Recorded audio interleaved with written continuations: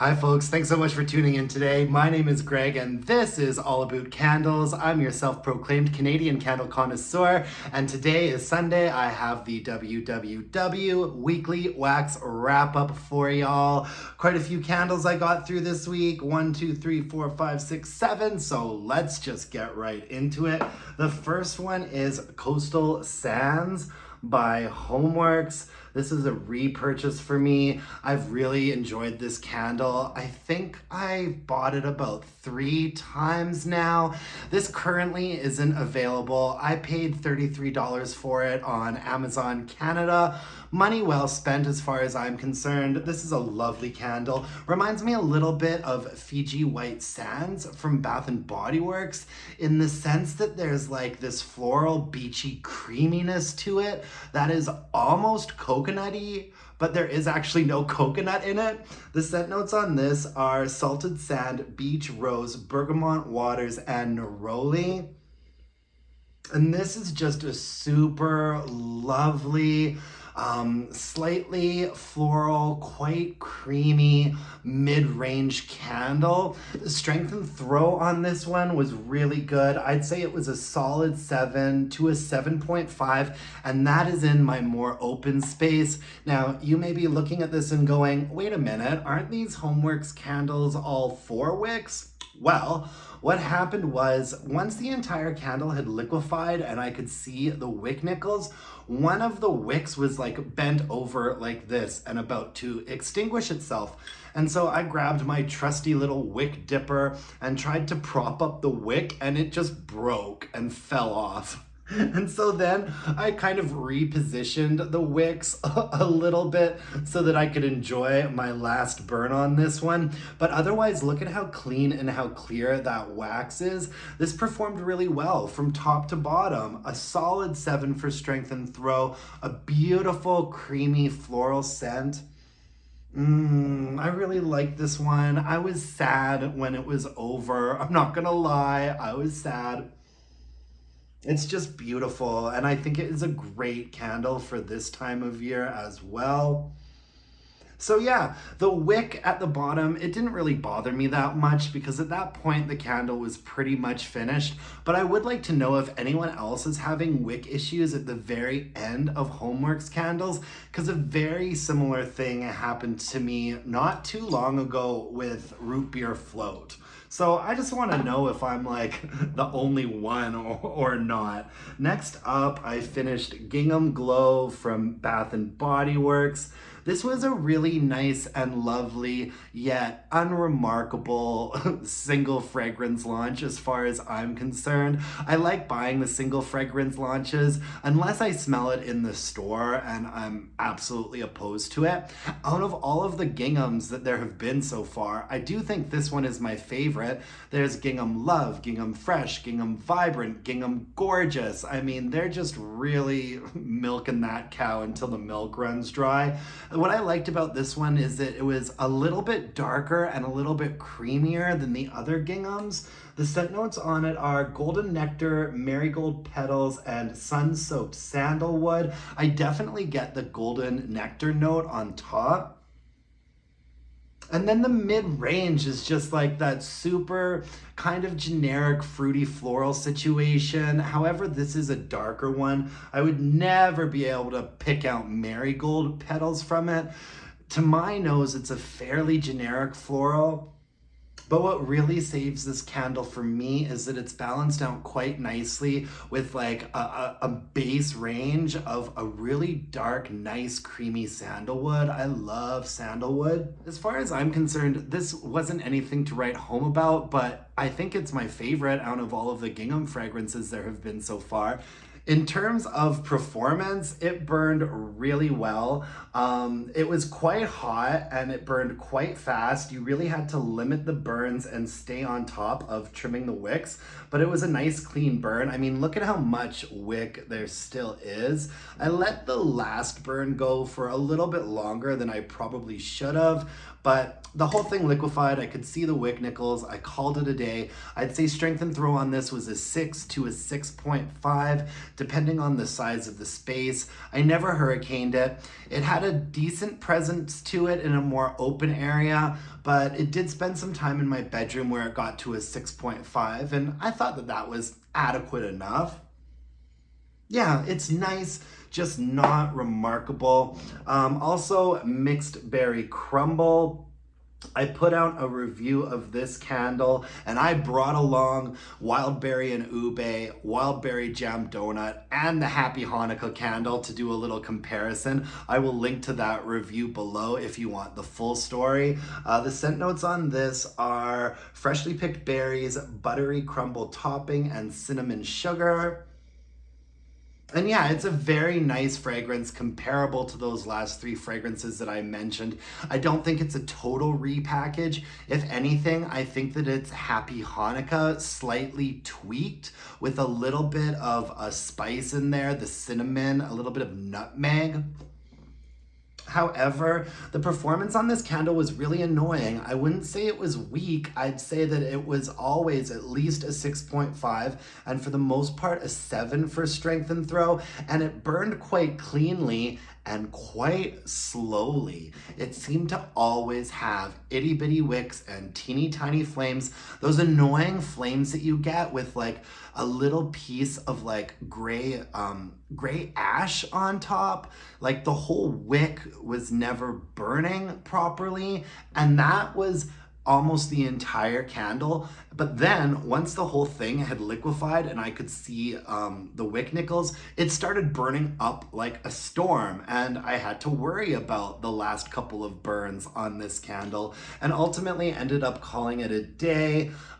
It was a clean burn, but it was kind of disappointing. At one point I even looked over at it and I couldn't tell if I had lit it or not because there was just no light coming off of it.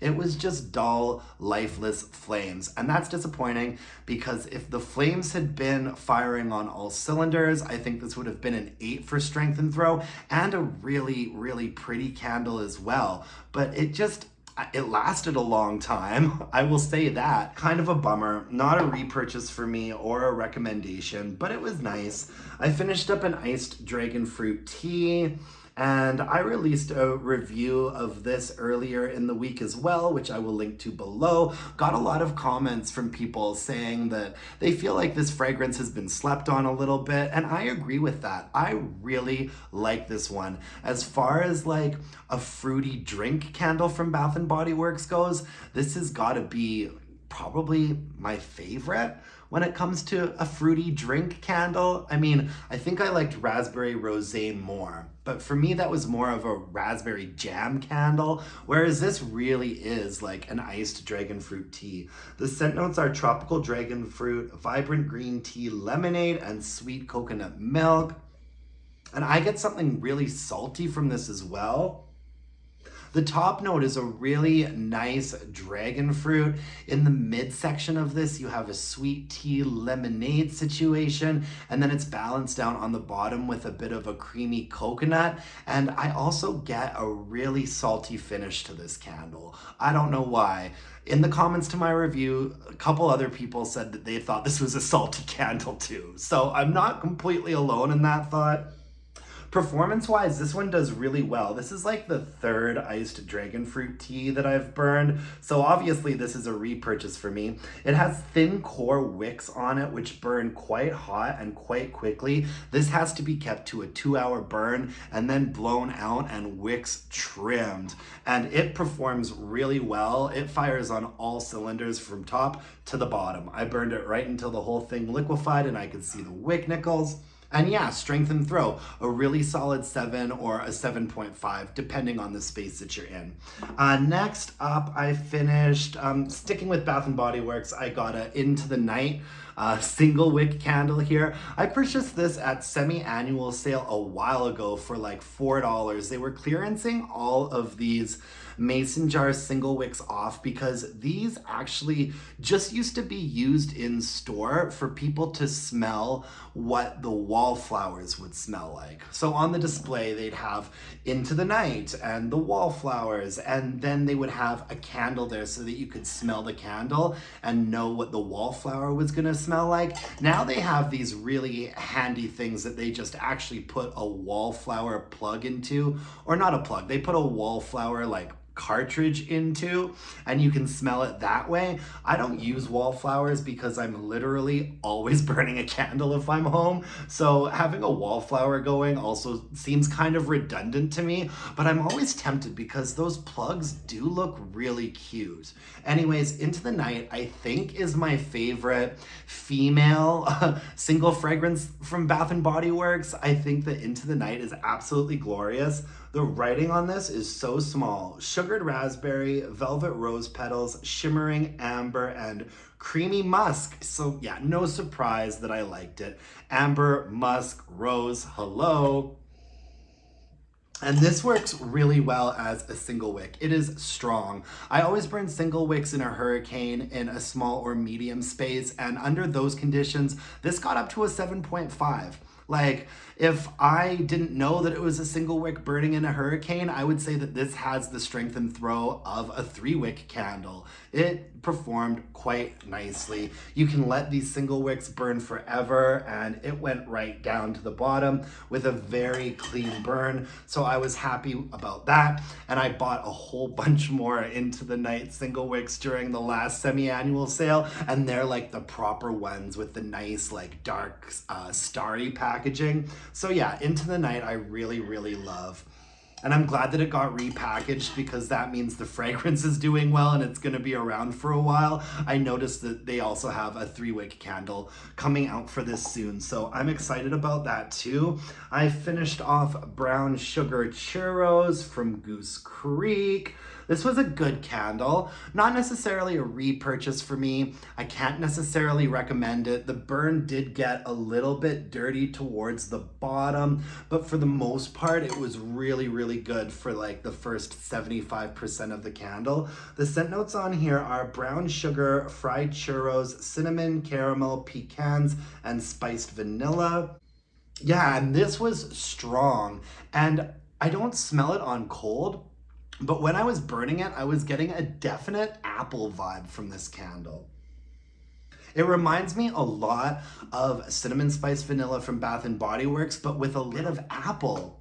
I noticed that they just re-released this in a repackage for fall, so it is available now if you want to check it out. Strength and throw, 7.5 or an 8. It was strong. It was really strong. It burned really well. But like I said, it's a Goose Creek candle, so the last bit did get a little discolored and sooty. Look at how big those wicks are. It was burning hot and fast towards the end there, and I think I finished it off by burning it outside because I just get a little bit nervous about the soot coming off of Goose Creek candles sometimes.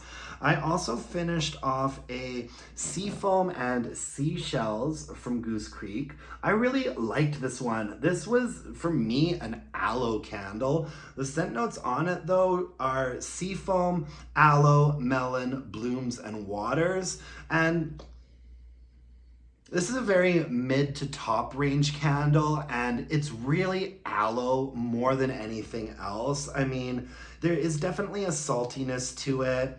There's a bit of a floral component as well. Melon, I'm not too sure about. To me, it's more of a sweet aloe with a little bit of a brininess on top and a little bit of a floral in the mid-range. It's a very mid to top candle without much of a base. I do wish it had been balanced out a little bit more with maybe something a bit more dark or musky on the bottom, but overall it was really nice. It wasn't it's not going to be a repurchase for me, but I can recommend it. It performed quite nicely right up until, you know, the very end there. Once the whole thing liquefied and I could see the wick nickels, it started to get a little bit dark, and so I did call it a day. I'd say that strength and throw on this was probably a 6.5. That's weak for a Goose Creek candle. I have to say that I think I usually say Goose Creek candles are like a 7. So this was on the weaker end of the spectrum of a Goose Creek candle, but I don't think it's really meant to be like a powerhouse situation. It's a very soft, oceany aloe candle. And yeah, I thought it was really nice. Seafoam and seashells. That's all I have for you folks today. I hope you've been having a wonderful weekend. What's been going on with everybody? I'm having a pretty lazy one as per usual. Oh, tonight is the House of the Dragon finale. Let me know in the comments below what you think. Oh my goodness gracious me. I think overall this season has been a little bit on the slower side, but it's also been really compelling and interesting most of the way through as well. I think that we're in for some really big shit to go down tonight.